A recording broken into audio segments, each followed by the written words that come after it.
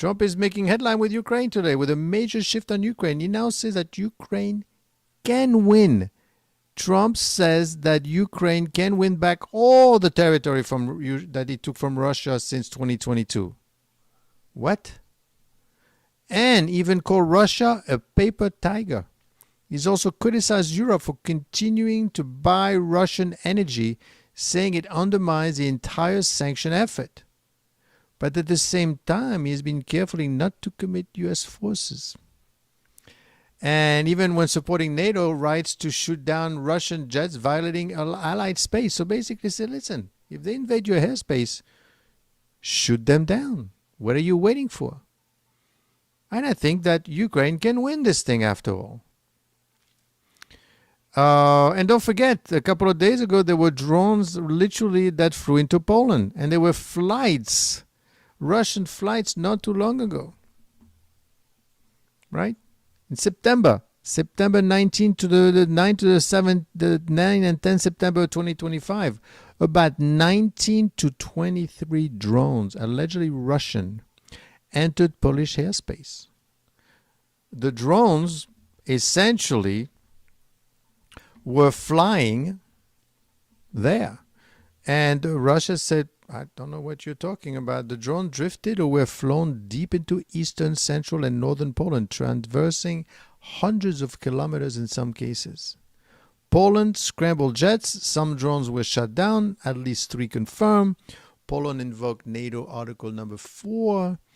NATO has responded with heightened alertness. They're basically saying, okay, so let's get some planes over and let's fly over and see what's going on. But the question is this. Is it enough? Is it enough? Then, before you know it, Russian military flights over Estonia airspace. Right after that, they did it again. Violation near the Baltics, more generally connected very directly to a Brzezinski geopolitical framework, as we talked about it once before.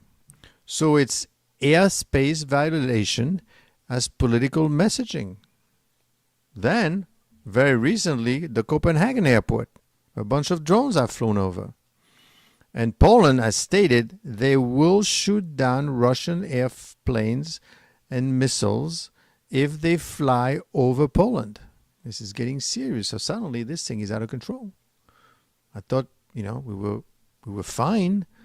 There was this Ukraine-Russia situation where they were talking back and forth.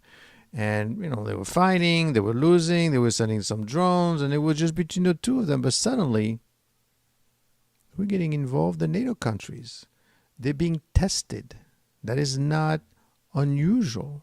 And then to make, this matter is Trump basically, on the Copenhagen-Oslo drone incident, Trump criticized Russian leadership. What has he said? What is he saying? What is the issue? Well, frankly, what he's done, he said on the Copenhagen-Oslo drone incidents, Trump criticized Russian leadership, referring to Putin's action as bad leadership after the Danish prime minister mentioned possible Russian involvement. On Europe, in his speech at the UN today, Trump called out European countries for continuing to purchase Russian energy. He's saying to them, listen, stop buying oil. I cannot stop this on my own. You've got to stop buying the Russian oil because you're feeding the war. And that's a problem. On Denmark, I don't find any direct quote, but basically on Denmark choosing European air defense over U.S. Patriots. He shifted his position on how he says that Ukraine can reclaim all the territory Russia took into the invasion. He described Russia as looking like a paper tiger. You are a paper tiger. Therefore, you're not so bad after all. So, what's really going on here is you have a good old-fashioned escalation. We are slowly moving up the tension. We are slowly moving up the pressure. but short of committing U.S. forces. But you know what? All depends what you think. All depends what you think what the U.S. is actually going to be able to do and what Russia is trying to do. Is Russia trying to invade anyone? No, obviously not. What they're doing, and they're basically testing the resolve of NATO, right?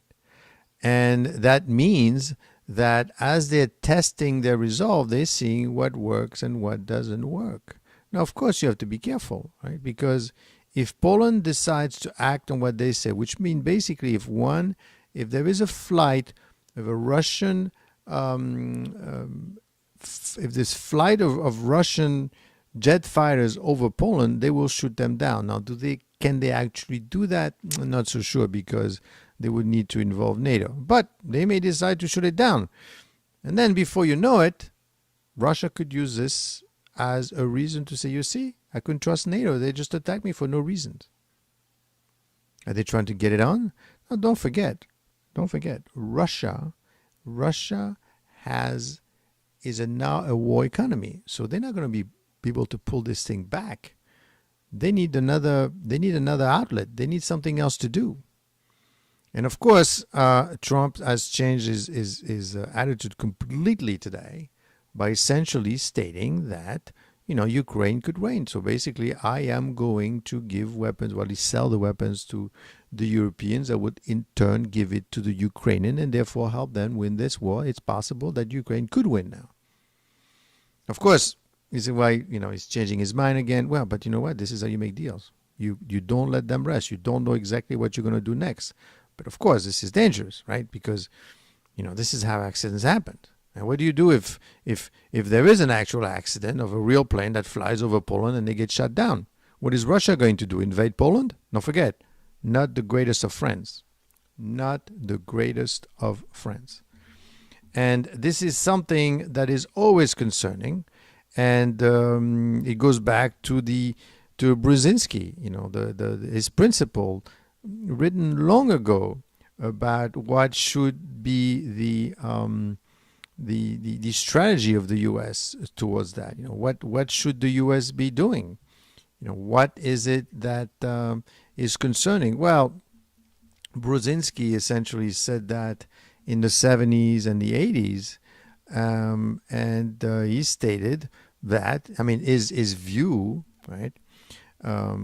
Russian and Eastern Europe, his warnings about Russian attempts, and that was in the 70s, although he died in 2017. This is old news, but it's still very relevant today for you to understand what is going on.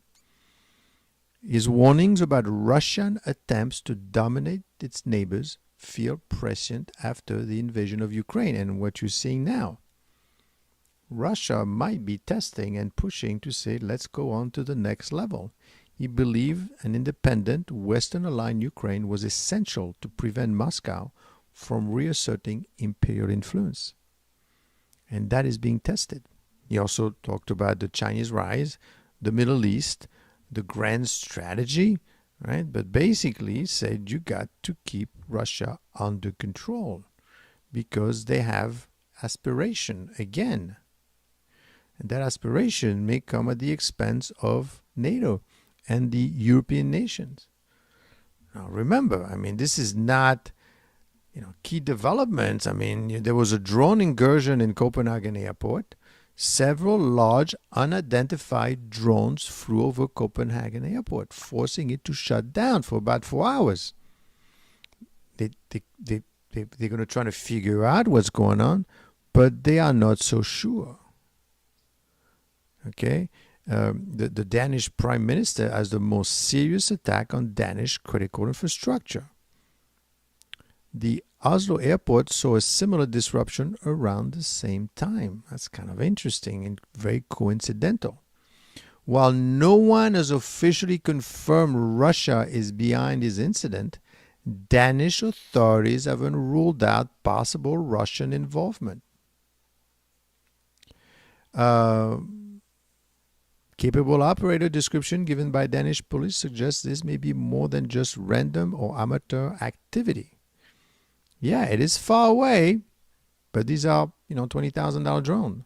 Denmark has decided to purchase long-term precision weapons to bolster its deterrence against threats. Now, you should know that Denmark is hosting a Ukrainian facility, to produce missile fuel for Ukraine. This has drawn hostile reaction from Russia. Coincidental. Okay. This matters because these incidents show that Denmark is increasingly perceived threat, not just in traditional military terms, but in hybrid ways: drone, airspace violation, critical infrastructure vulnerabilities. You see, what's happening is the war is not happening the way everyone thought it would be happening, right? You have tanks and you got soldiers and you got drones. When Russia sends 19 drones over Poland at a cost of $20,000 each, and you're sending missiles worth $500,000 each, or you're scrambling airplanes at several millions of dollars, it's no match. Yeah, let's send 500 drones. Who cares? That's going to keep them busy for a while. They are going to be confused, and they are going to lose a lot of money and a lot of effort. Meanwhile, we see how they're reacting. So Denmark is making choices that reflect broader European concern about autonomy and supply chains and all that. They are getting ready. Then you had these were Russian military flights over Estonia airspace. Right? Russia wasn't so keen on saying exactly what happened, but NATO Article 5 and the Brzezinski legacy strongly supported NATO enlargement to include Estonia and other Baltics. Is reasoning only the hard security guarantee of Article 5 could deter Moscow from military intimidation. When Russian jet violates Estonian airspace, NATO scrambles aircraft in response, although at a very expensive way of doing it. So Brzezinski warned that Russia, 1975, that Russia would engage in salami tactics, small, repeated provocation designed to erode the Western resolve. We have Denmark, and then we have Estonia, right? A single airspace is not an act of war, but several of them. This is precisely the type of gray zone challenge Brzezinski thought the U.S. and its allies must stay vigilant against, or risk undermining the credibility of deterrence. Maybe Russia needs a reason to get in there. Yeah, shoot one of my airplanes, shoot one of my drones. I didn't do anything. I don't know what you guys are doing. None of this is happening. You are making it up because, and that's the reason why I want NATO to stay away from me, right? After all, if Canada tomorrow decided to have Chinese airplanes in Canada, I don't think the U.S. would like it either, okay? So they need to move on to the next stage. Maybe Russia realizes, I think that Russia realizes that the noose is getting tighter around its neck because essentially the U.S. is asking all these countries to stop buying oil from Russia. Okay, and it's starting to work. Belgium is going to stop, not directly but indirectly, but it's going to impact Russia. And Russia is slowly getting weaker because that war is going on and on and on. Now, what's going to happen at some point, their resolve is not going to be as strong as it is today against Ukraine, especially if the Europeans don't forget, the Europeans right now are rearming. They're not going to be ready tomorrow, but by next year, they're going to be able to say and do something and help Ukraine even more, with or without the U.S. So it's propping up. So if you're going to start something, maybe it's now is the time to start it and push them back. So yeah, shoot one of my planes and then we move on. And then I say, well, that's the reason why I don't want NATO. Therefore, I am going to invade and protect. And then, of course, once the shooting starts, all bets are off. The question is, who's going to do what? Is NATO willing to do what it needs to be done to stop Russia? Will the U.S. get involved? After all, Article 5, you got to get in there. If one attack for one is an attack for all. Don't forget, Russia is a war economy. Russia is a war economy. What that means, it means that they're spending all of their money. All of the economy is being spent towards war, towards building weapons and buying drones and making deals with Iran, with China, right? They need to prop it up. And they just can't go home and that's it. Unless you give them what they want, but they ask for something so egregiously ridiculous and they're not making any effort for peace. You have to wonder, what are they up to? Well, what they're up to is they want to keep going, and they want to, at least if you want to give them what they want, well then fine, make it worth my while. Otherwise I keep going. And you're not ready for me. And the reason we know that, not a big secret, but the head of NATO has said that Russia is in fact very well prepared and much more better armed than NATO at this point.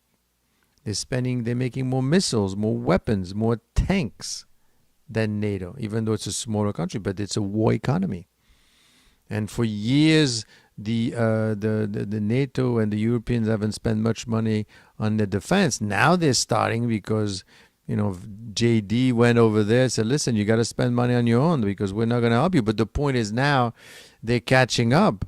But if you're Russia and you want to hit it while it's warm. Hit it now while you still have, because eventually it's going to be much more difficult. But hit what? Do what? Invade Poland? Well, do something.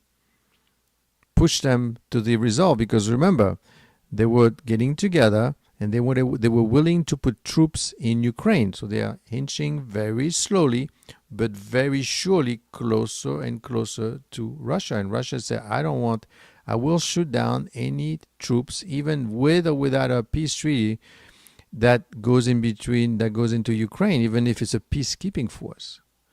And of course, the Europeans are saying, well, I want to, we're willing to do it. And they all agreed, all 26 countries have agreed to actually go in the middle. But they say, we need the security guarantees from the U.S. The U.S. in turn say, yeah, we will offer security guarantees, but it doesn't mean we're going to send the boys in there. No way. We're going to maybe fly over or whatever. But then the U.S., as in, the administration basically say, well, but hold on a second. What I would like you to do as well, besides waiting for us to provide the security guarantees, I would like you to stop buying oil from Russia.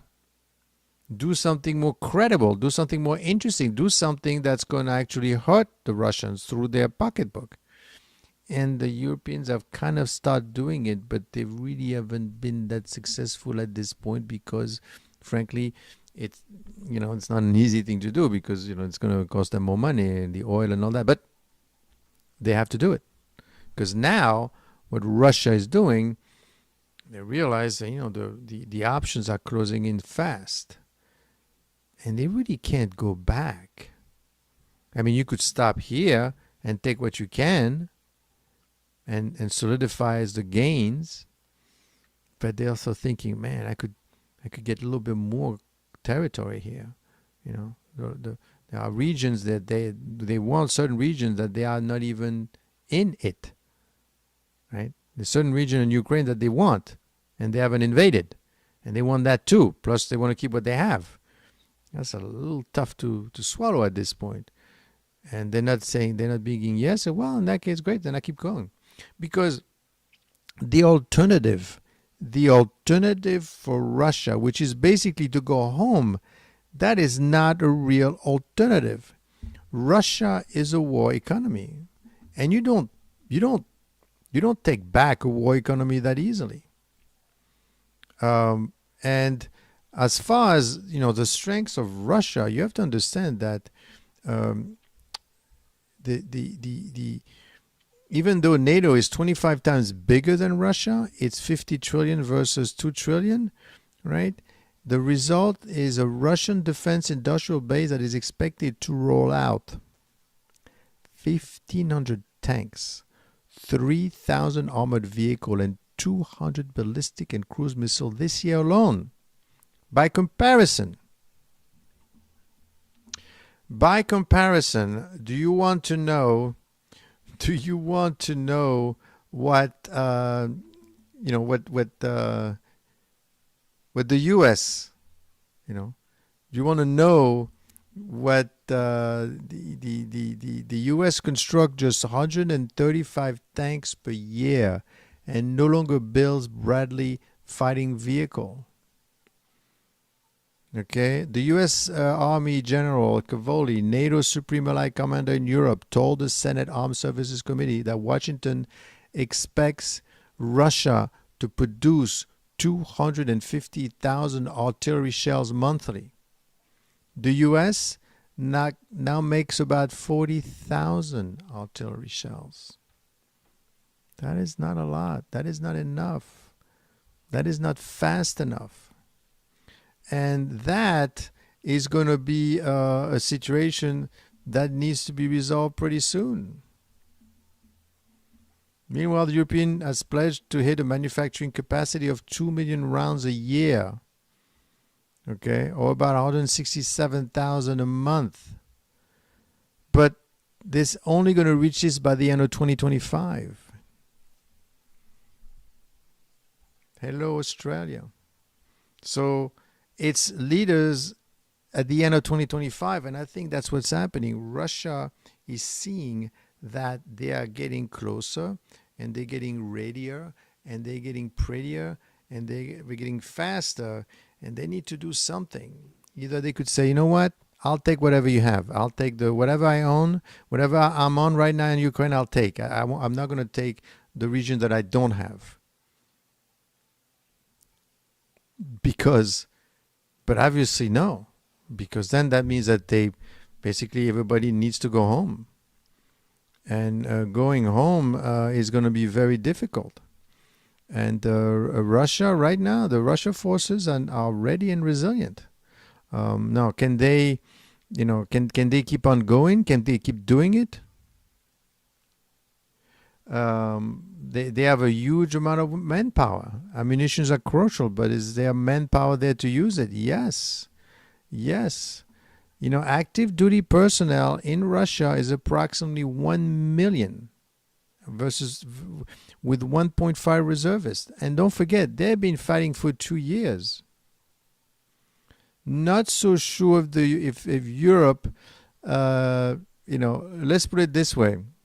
This deployment limitation, despite having higher totals, right? Europe basically struggles to deploy significant forces abroad. For example, there was a plan for 64,000 strong peacekeeping force, right, for Ukraine.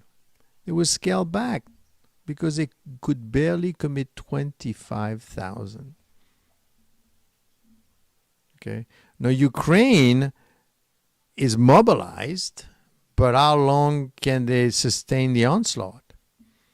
It's becoming more and more difficult.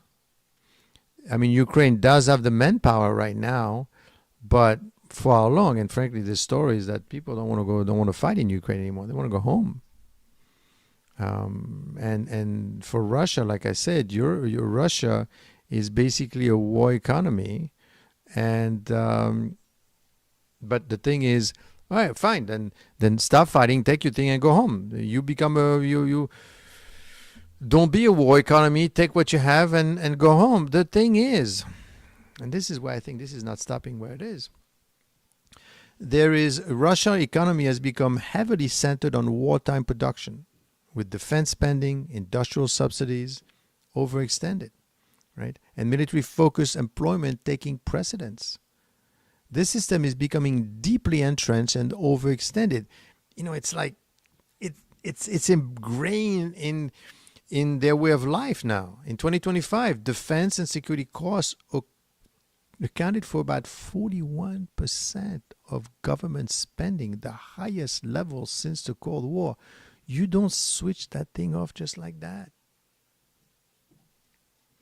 The National Wealth Fund, once a fiscal buffer, has shrunk dramatically from roughly 11 trillion rubles in 2021 to under 3 trillion, causing serious concern about long-term fiscal stability. Why do you think Russia went to China, and China now is financing.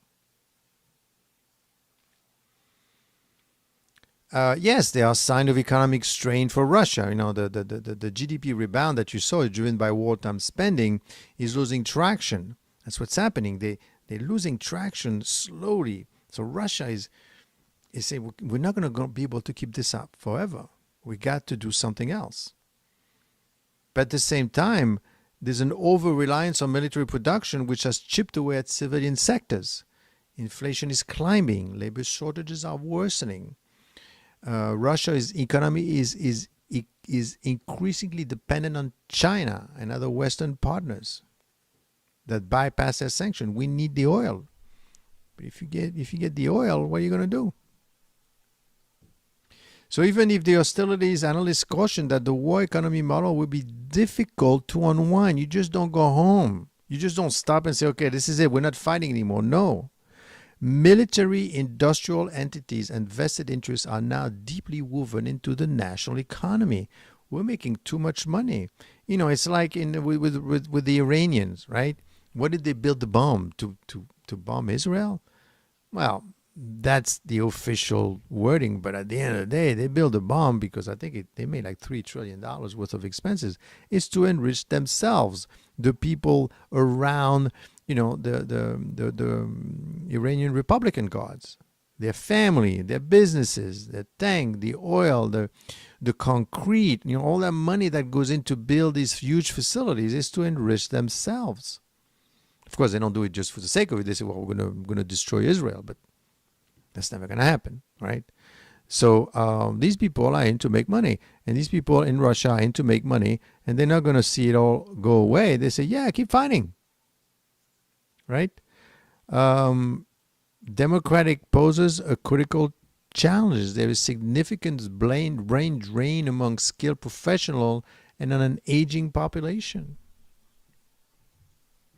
Is a shift possible? Yeah, transition from war-driven economies is not imminent. The economy is structured to keep the war machine moving. They got to keep this thing moving, even at the expense of civilian welfare. You have shrinking fiscal reserve, weakening civilian sectors, entrenched interests. I mean, a potential exit strategy exists if you have ceasefire peace, rational economic calibration, and international integration.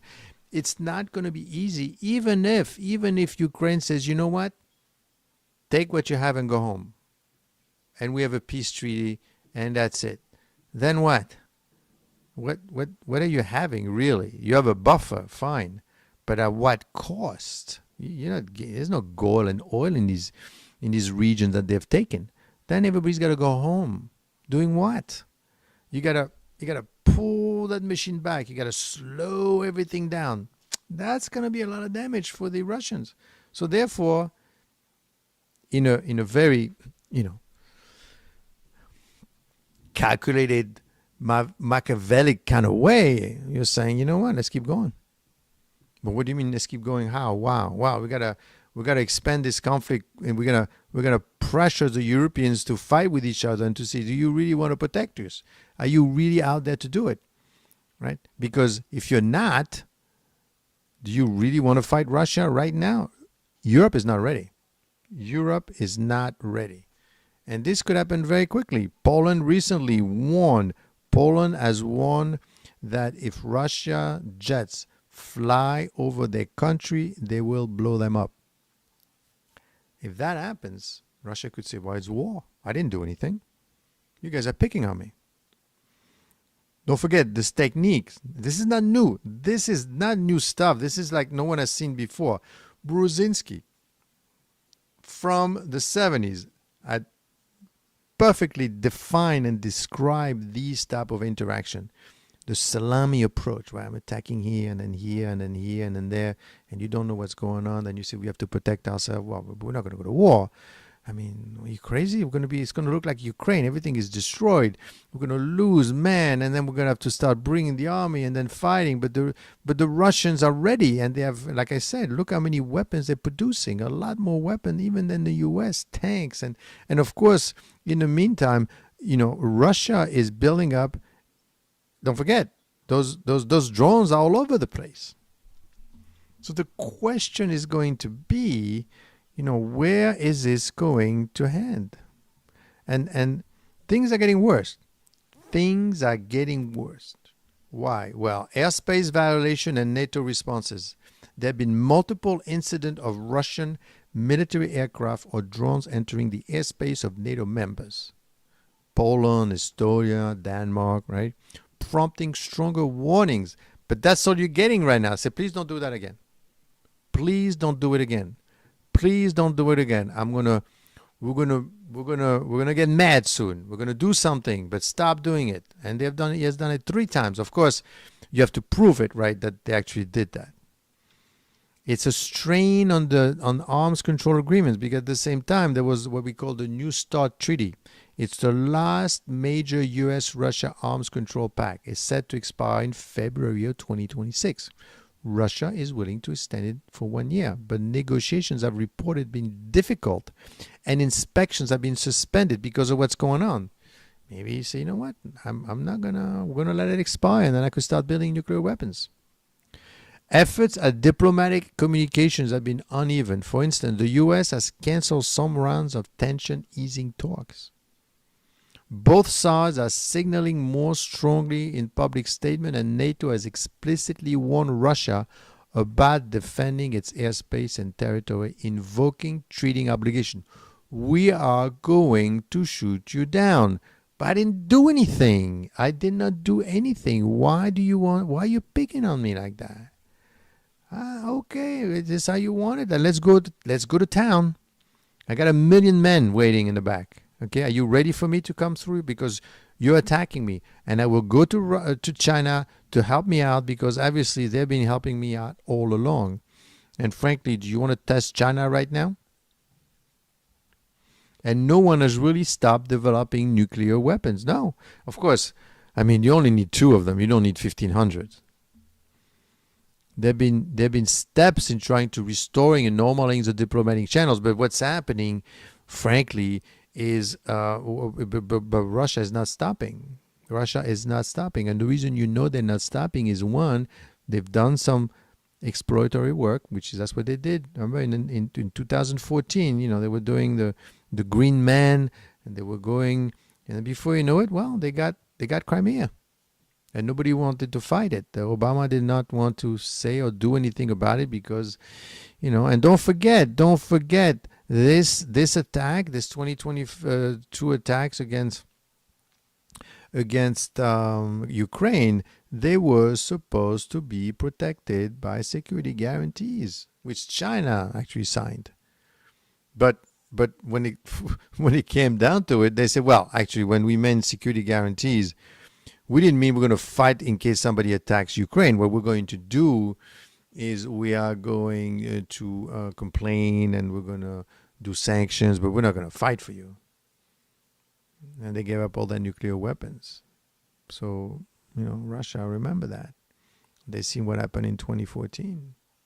And they kind of put the tanks together, right? They were lining up. And then Biden said, don't. And he says, yeah, well, never mind.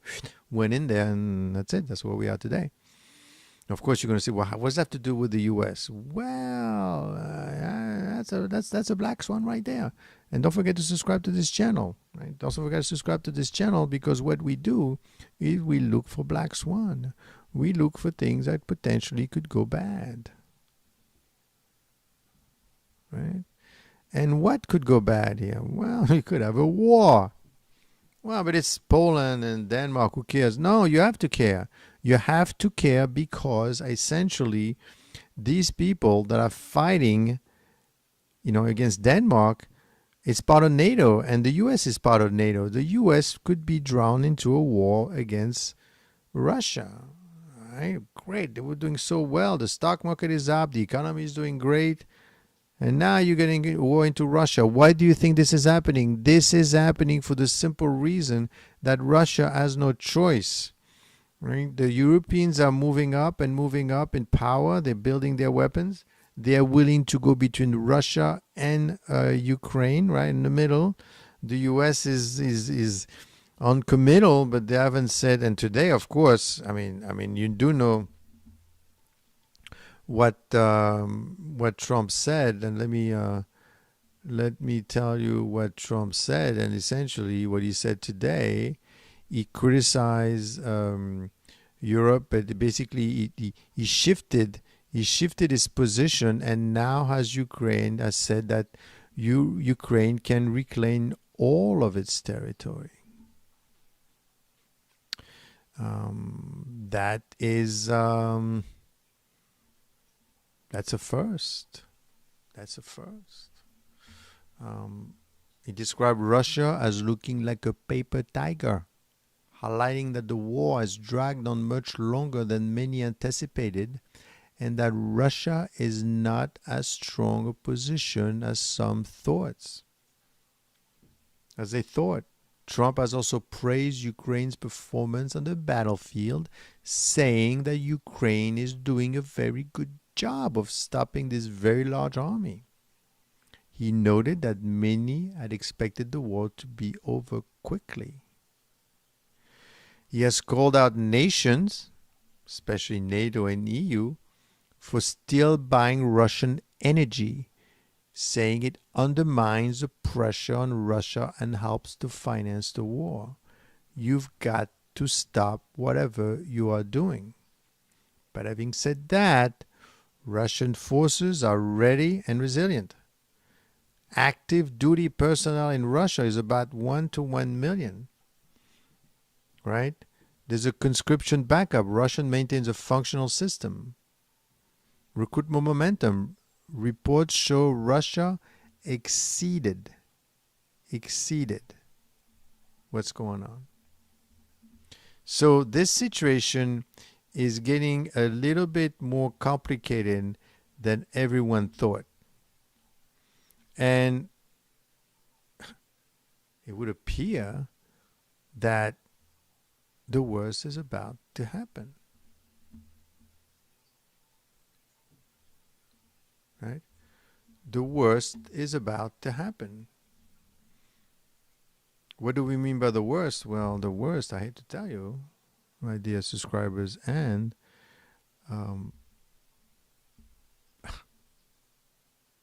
members, don't forget to be a member of the channel as well to help it out. They're going to get in. There's going to be an accident. Someone is going to shoot someone else and something is going to happen. What could happen? Well, Poland say I'm going to do something, and Russia is basically out there poking and poking and poking but this is not unusual. This is a Brzezinski method, right? That's what they do. They are all about doing what they think is going to be the best thing to do for them. They can't go back and they can't go forward, obviously, so they're stuck. So they're trying to find another way, and that's why they went into Estonia, they went into Poland, they went into Denmark, trying to pick their resolve. And if for some reason you decided to shoot one of the Russian plane, then we've got to get in there. We've got to get in there. So let's monitor this situation.